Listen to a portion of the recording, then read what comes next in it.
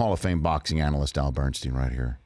Good to see you, sir. Great to be with you again. I love that music. Just it gets is. me It's fired up. stirring, isn't it? It's like embedded in our psyche, and when we hear it, it gives you instant memories of how you saw it. You know what I think of when a lot of people think of the Rocky steps and all that. Mm-hmm.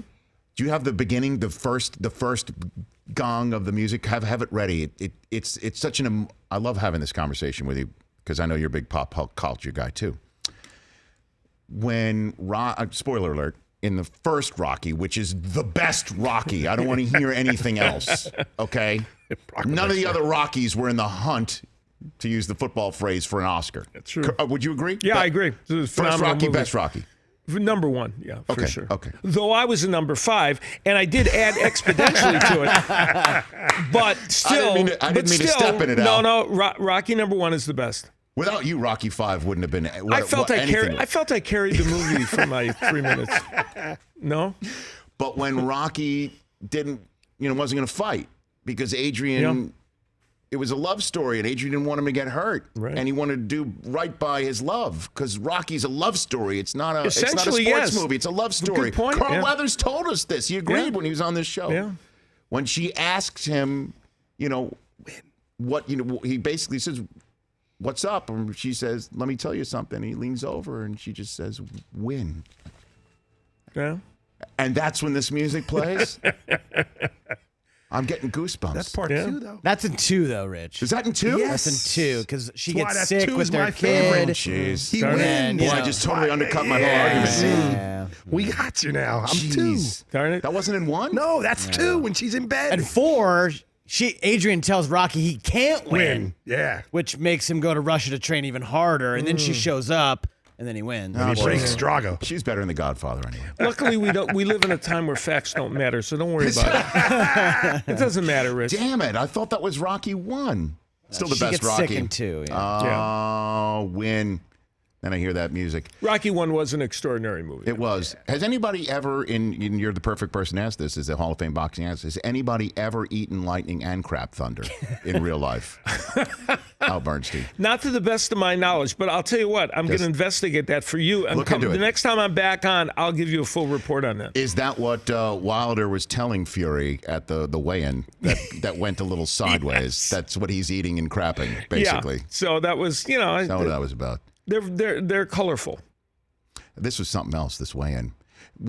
Give me the last heavyweight fight that you think has had this sort of buzz, this sort of excitement. In the United States, the last one that was Lennox Lewis and Mike Tyson in the United States. That's been a long time out. And boxing, while it's had a bit of a renaissance in the last 4 or 5 years, the heavyweight division has not gotten involved in that. And in America, we like big things, right? Yeah. We like heavyweights. Trucks, Trucks, cars, buildings. Anything that's large we like. So we like heavyweights.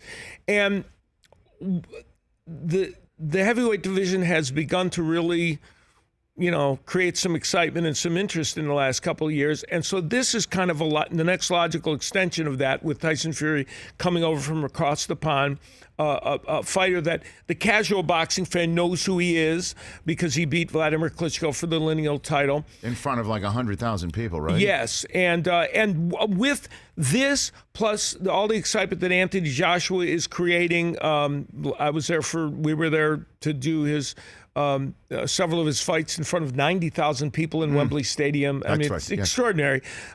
It's created stirring in the heavyweight division. So this one, they are hoping, number one, it helps put Deontay Wilder on the map to the casual boxing fan and helps the sport. That's why you think this has caught some eyeballs and buzz that the heavyweight division has not in quite some time? Yeah, I think this kind of is a part of the reawakening of the heavyweight division. Deontay Wilder had a great fight earlier this past year against Luis Ortiz at the Barclays Center. They filled up the Barclays Center, essentially. We had well over 1 million viewers on Showtime, and it was a really important fight and exciting. Deontay Wilder tested in that fight, almost out on his feet, but came back to win. That was kind of the setup, the hors d'oeuvre, if you will, for this, which they're hoping will be playing out on an international stage. Al Bernstein here on the Rich Eisen Show. So play out for me how you see this one going. It's interesting, the conventional wisdom is that Deontay Wilder, who has huge power in his right hand, is an unconventional fighter, but when he lands that right hand, wow, people go down. He'll be looking to land that punch and land power punches.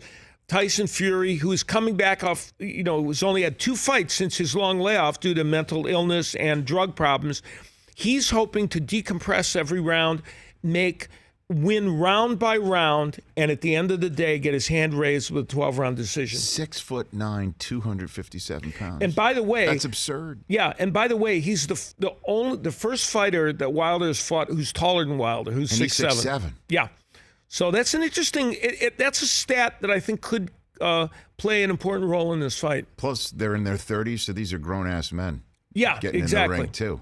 Yeah, and it's fascinating. And the part about it is, we have these 2 men, very different from different places in the world, both with outsized personalities, but different styles in the ring. So it kind of creates this, I think, an interesting kind of tension for this fight. Interesting. And you said Lewis Tyson. That's the last Probably time. in America. In America. In America, yeah. Probably the last one that created this kind of interest. Well, it's exciting that the heavyweight division might be having some sort of reawakening. I mean, are there others that are coming up through the system, if you will, based on these 2 guys maybe leading the way? Or yeah, I think there's some other heavyweight prospects. Again, most of them European and British, but why is that? The theory goes that most of the people that would be heavyweight boxers now are either tight ends or power forwards. That's like Zion Williamson. These are the numbers that we're the height and weight that we're seeing from this kid from Duke right now. And the theory is that's what they've done going into those sports, because in the lower weight division, boxing does not have a dearth of talent. There are gyms all over America are producing superb fighters in every other weight division.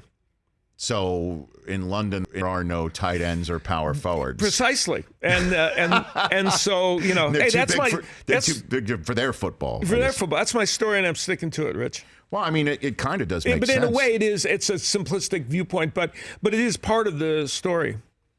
Al Bernstein here on the Rich Eisen Show. What else are you up to, sir? What else do I need to know about your life? Well, we're going to have, of course, our next Showtime event will be on January 19th. Another pay-per-view will be Manny Pacquiao and Adrian Broner. The shy and retiring Adrian Broner coming back to the ring. And what does Pacquiao have left? He fought very well in his last fight against Lucas Matisse. Part of that was Matisse not fighting well, but Pacquiao's essentially had one bad fight. So he feels like at age 40 he still has something to offer. And his fight with Broner, he's actually going to go in the favorite in that fight. But it should be a very interesting, entertaining fight. Are we ever going to see Pacquiao and Mayweather come into the rings on rascals and just start beating each other with their canes or something like that? Is that going to see that? The fight will be, when they come back again, the fight will be sponsored by AARP. It will be, yep. We'll show, it'll be a Cocoon Marathon. We'll show the videos. I could see Wilford Brimley doing the promotion for that fight. Yeah. Yeah. Diabetes. See, being on your show is great because you're not getting that anywhere else. You right? don't get a chance. There's no Jessica Tandy references that are going to be coming anywhere else. You're trying to promote Tyson Fury and Deontay Wilder. No, you do not get a chance to mention her, Wilford Brimley, or Jim Amici. Was he not? Or Don Amici. Don Amici. Well, we already made a Duke Brothers reference earlier on in the show. There you go. Yeah, so you're well ahead of me. Okay. And the night before the Pacquiao-Broner fight, and you have an open invitation to come and be a guest singer. I'm going to do my music show at the Tuscany Hotel in Las Vegas. Come on. And you have an open invitation to come. And Kenny Davidson, who runs the band there, he's the biggest Rich Eisen fan on the planet. And you have an open invitation to come and sing that night. What date is this fight? It's on the 19th. So I know your NFL duties make it difficult. Is that Championship Sunday? Championship Sunday. Oh, darn it. Yeah. Okay, no. Hold on a second. This is a Friday night. The show's on a Friday night. So if you could get back to L.A. Well, there's a if you don't mind me working my schedule through. No, I think everyone wants to hear this. That Friday, we've got a Rich Eisen show. Correct. Do it from Vegas. Okay. No, we've got it here. We're off the air at noon Pacific. Oh, perfect. Okay. And then I've got an NFL Game Day morning meeting before Championship Sunday, which is a 6-hour show, and the meeting usually is like a nice 3 hours, but that's not usually until 2 o'clock in the afternoon. I do see a window of opportunity here, Al. If you could get in there. So we'd fly into Vegas. That's the Royal we. It's Are we all collectively. we're all there, right? Yeah. Okay. Yeah. But I'm the only one invited to get up on the stage. But you all can come. We'll have a special Table arranged table? for you guys. Are you Okay. kidding? Like Goodfellas, they just pull it out and we're in the front. And we'll be able to get a drink at the table, right? Because Drinks are on me. Because Fredo's not around. are on the house. Fredo's not around. Okay. So when Fredo's there, you can't get drinks at the table, from what I heard. Okay. Right. So You're all set. You're plugged in. so it would be That's Life That- by Sinatra. And that is I'm just letting you know. That's usually a showstopper. I just want to let you know. I'm not saying to end your show. I don't want to end your. I want to rearrange your set list. I won't follow you, though. I'll have some other poor schnook follow you. 'Cause I'll know enough not to do that. I'll introduce you, but I won't follow you. Roy Firestone. I'll have Roy Firestone follow you, exactly. Why shouldn't we throw another sportscaster under the bus? No, you have an open invitation to this, and it will be John Katzlamides, who writes the entertainment column in the Review Journal, has told me. I used to be around with John. Exactly. He used to work for the Reading Record Searchlight. That's right. He told me that he'll write a special thing about that. So this is all. It's going to be a big thing. We can A hit whole the thing. Wayback Machine. Yeah. How do I not do this? How do I not play the I Tuscany Hotel? think we have to go to Las Vegas. How do I not play the Tuscany? Is it hotel and casino? Yes, hotel and casino. How do I not play the Tuscany Hotel and Casino? You have to do it. Can we? One night only, right? One night only. One night only. Well, you got to be one night back only. Saturday, Yeah. so we'll just come back in the morning. Come back I Saturday think morning. it'd be great. Shut it down. Okay. All right, we're going to pull out all the stops to make this I happen. don't want to overshadow the fight, though. Could do that. You know what? But I don't think overshadow speaking Pacquiao. on behalf of all the Showtime executives that are my bosses, I think they'll risk that. Well, maybe we could do a behind the scenes. Showtime's got to have. Let's do one of those. I like that. All access. In all access. I like it. Rich Eisen, Al Bernstein, Tuscany Hotel and Casino, all access. What could be better than that? Everything else on Showtime? Okay, all right, all of that. But And what could go other than wrong? that- What could go wrong? yeah, what could go wrong with this idea? This is a great idea, by the way. By the way, we have hatched quite the caper. Yeah, we have. This is going to be a fun fight, man. Check it out on Showtime, and you could the pay-per-view. Check it out right now. That's what people can go to right now. Yeah, pay-per-view, Showtime pay-per-view to see Fury and Wilder, and it should be fun. And Jared Hurd, who's the 154-pound champion, coming back off an injury. He's one of the most exciting fighters in boxing, fighting Jason Welburn, who's a very exciting fighter from England. And Jared Hurd was in the fight of the year against Aristandi Lara. He's always an exciting fight, so that's one should be a good one underneath. Live on Showtime pay-per-view. Go ahead and ask him a question you just got in my ear. Go for it. I know you said Fury is hoping for a 12-round decision, but do you see this fight going the distance? Tyson Fury would like it to go 12. And the question is, does he, with the two fights back against very mediocre opposition, was that enough for Tyson Fury to get himself back to fight Deontay Wilder? The Wilder folks, and Wilder is the favorite in the fight, would tell you the fight's going to end earlier. Now, don't discount the idea. Tyson Fury is going to try and make Wilder fall into traps. He'll try and make him overextend, try and make him do things, rush things, lunge. And Tyson Fury has some pop in his punch. So we have seen Wilder get shook up as he was against Luis Ortiz. So don't rule out the possibility that Fury could hurt him. Now, that was an excellent question that yielded a well-postulated, nuanced response from Hall of Fame boxing analyst Al Bernstein. Del Tufo, can you get that Rocky theme ready again? I think we could produce this a little bit better. Hold on, Mike, don't. When I point at you, you hit play. Okay, ask the question again. Al, what is the possibility? I know Tyson Fury wants this to go 12 rounds. Do you think this fight does go 12 rounds? Tyson Fury would like this to go 12 rounds and wants it to go 12 rounds, needs it to go 12 rounds. But Wilder wants to end it early with one of those powerful right hands. Don't you think that was a little bit better? No offense. What do you think? Was that better with the production? We made it value more on dramatic. And I made my response more dramatic. I noticed that, because I want too. to work with you. I did. I want to be invited back here to the Rich You Eisen will show. be. January 18th at the Tuscany Hotel and Exactly. Casino. Oh my gosh.